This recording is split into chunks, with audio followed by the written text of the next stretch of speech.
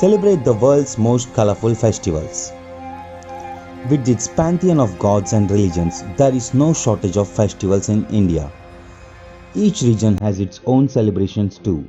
In Kerala, for example, they observe harvest with Onam, a 10-day festival of feasting. There are kite flying and camel festivals and an event that celebrates hornbills in Nagaland. There is no better way to immerse yourself in the country's colorful traditions. Diwali is the biggest festival held every year between October and November. Known as the Festival of Lights, as over 1 million clay lamps called diyas light up the streets, houses and temples around India. Holi, held in March, is India's most colorful festival. Celebrating the victory of good over evil, it is chaotic and crazy, with people throwing powder of all different hues. Although it is observed across the whole country, celebrations in the north are more vivid and jubilant.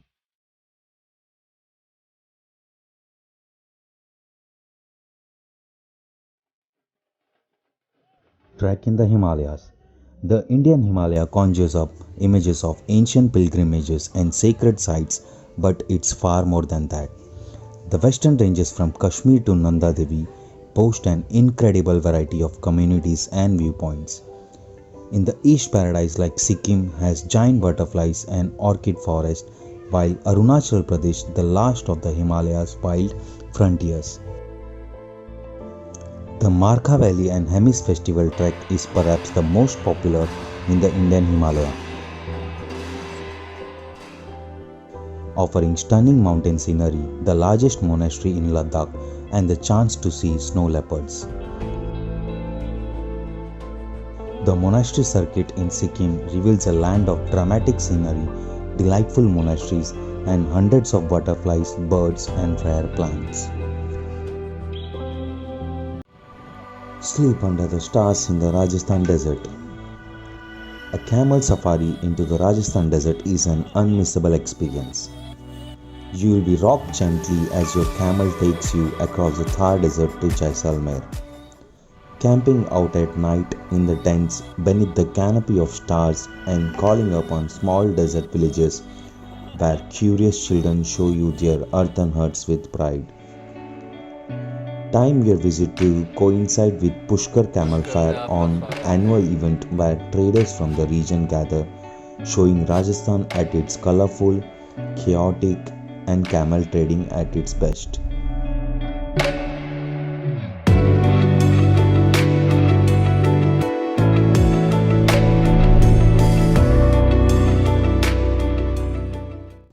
Track India's Big Five. India is home to a wide array of wildlife, but it is the country's cats that garner most of the attention. It's home to 5 big cats: Bengal tigers, Asiatic lions, snow leopards, clouded leopards, and Indian leopards. And the chances of spotting them are reasonably high if you head to the right places. The best national parks for seeing tigers are Bandhavgarh, Ranthambore, Kanha, Pench, Satpura, and Jim Corbett National Park. Leopards are widely spread across India: Kerala in south, Rajasthan in north, and outskirts of Mumbai. Snow leopards can be found near Ladakh, high in the Indian Himalaya. Best time to visit is winter. Clouded leopards live in the foothills of Himalaya. The Kanchenjunga Biosphere Reserve in Sikkim is one of the best places to see them. Asiatic lions are found in Sasan Gir National Park, Gujarat.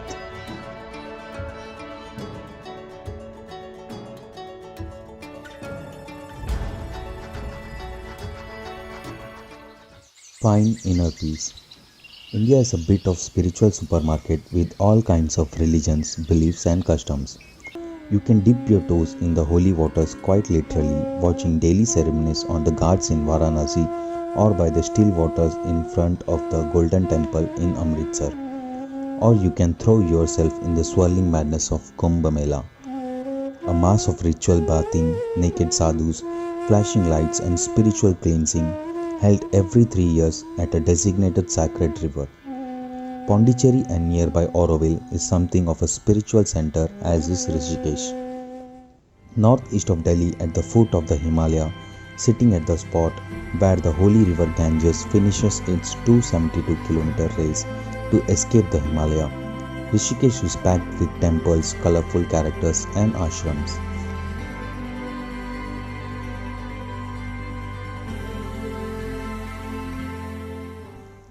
Explore the temples. With its multitude of religions and deities, it comes as no surprise that India is a land of temples. Throughout the ages, they have been the canvas for ideas, architecture, sculpture, and arts. Dominating landscapes are carved into mountains and caves, they are buzzing, vibrant centers of active devotion. Blush at the erotic carvings of Khajuraho Temple in Madhya Pradesh.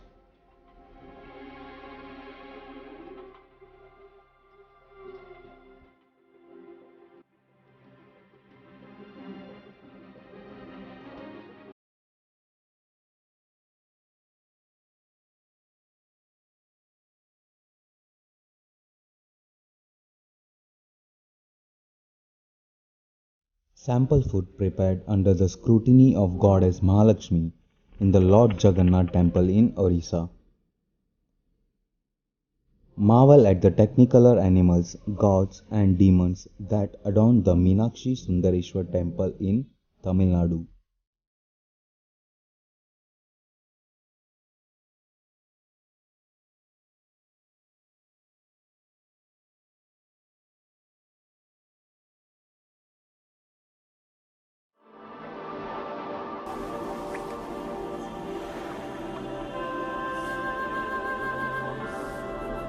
Explore the Golden Temple Amritsar, a shining beacon of religious tolerance and spiritual freedom.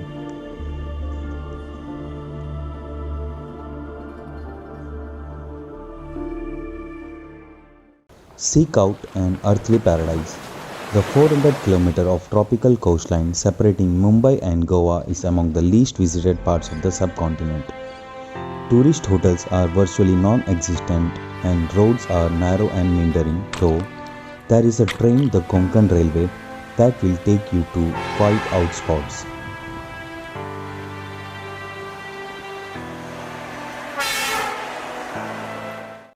The palm fringed shores forms a near continuous string of beaches, many of them entirely deserted and overlooked by 17th and 18th century citadels.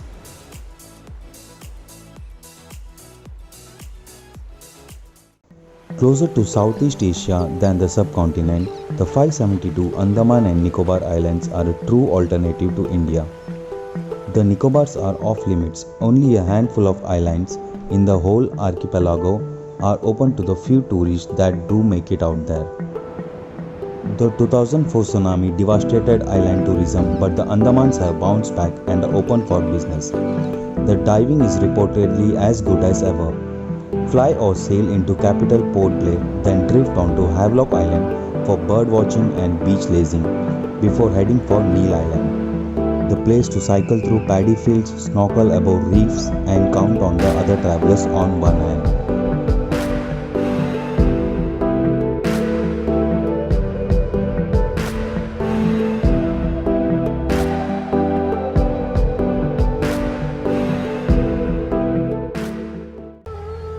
See Kerala through its backwaters. The converted rice boats that ply the backwaters of Kerala offer the ultimate way to experience rural India at its most peacefully replete. Fertile soils and plentiful fish stocks mean it's one of the country's most abundant regions. Kick back and enjoy the idyllic sights of shady palms, paddy fields, and quiet little rural churches and temples. This is India at its rural best. Take time to look around Kerala's colourful city Kochi, or Cochin as most of the locals prefer to call it, is a series of peninsula, islands and promontories caught between the lakes and rivers of its inland waterways and the Arabian Sea. Each district has a distinct personality, from the old colonial trading post of Fort Cochin and concrete city towers of commercial Ernakulam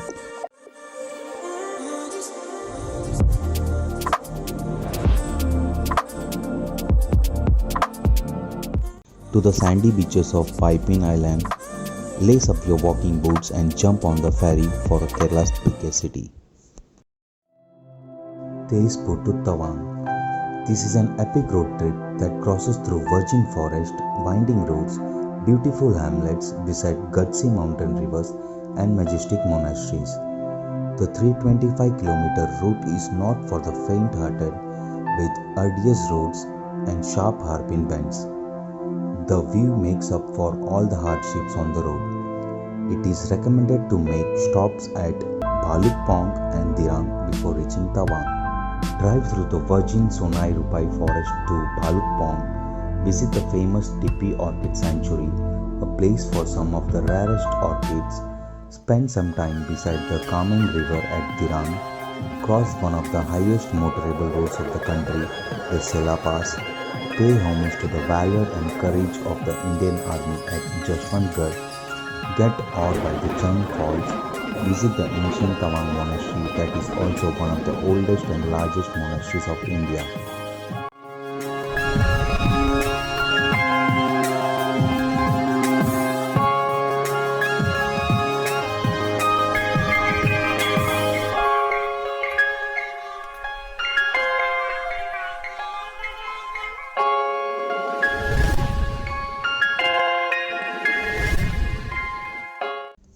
Visit the historic sites in India. India is one of the oldest civilizations in the world. It has seen the rise and fall of many kings, dynasties, and empires that have left great legacies behind. Hence, it is a country abundant in history and cultural significance that illustrate not only long-held traditions but the illustrious past of the country's glorious history. Taj Mahal. Claimed as a UNESCO heritage site, the Taj Mahal is one of the most culturally significant monuments of India. Encompassed with white marble, the Taj Mahal was built in Agra by the Mughal Emperor Shah Jahan in the memory of his wife. The mausoleum is known as the jewel of Muslim art and an architectural achievement of India's heritage.